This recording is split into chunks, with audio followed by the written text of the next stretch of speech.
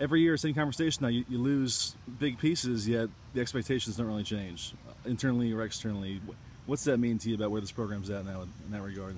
Well, I mean, we're just trying to get better each year, and you know, just trying to continue to find the pieces that are going to help us do that.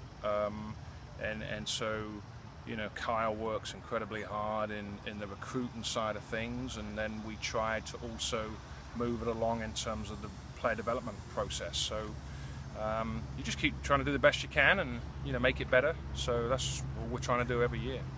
You lose a guy like Pedro Ribeiro. How do you fill that void? Yeah, I mean, we had 3 big losses last year. I mean, you got Pedro, Justin, and Matt Risher.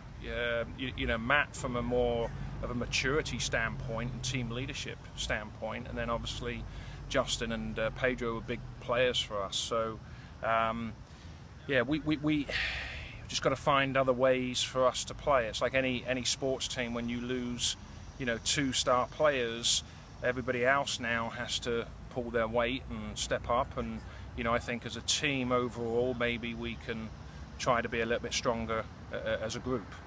How important does Ricky become now as a returning veteran guy, goal scorer?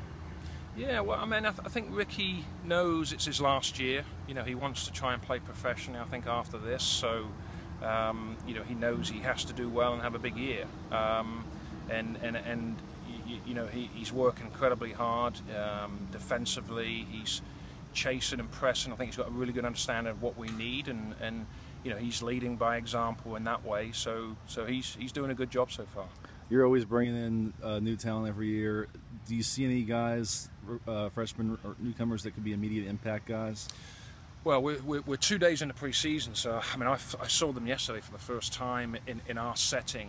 You know, apart from recruiting them, obviously, and you know, so it's so early to tell. You know, a lot of the new guys are still getting used to the heat.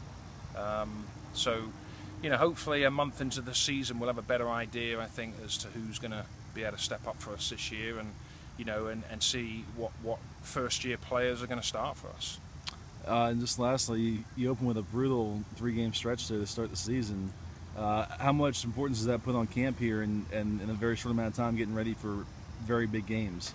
Yeah, I mean, it's an incredibly difficult schedule this year. I mean, it's not just the first 3 games. I mean, we come back on the road, then we play Furman and South Carolina at home, and I think we've got UAB and Elon coming up after that. So our out-of-conference schedule is incredibly difficult. So, you know, we're just hoping to get our guys to a really good point over the next month where we can compete at that level, and see if we can go up there and keep the game close, and you know, see if we can get some good positive results. We did well last year. We went up to Wake Forest and beat them 1-0 on the road, and that really helped us at the end of the year then with the RPI and the, you know, so that's going to be the goal again this year.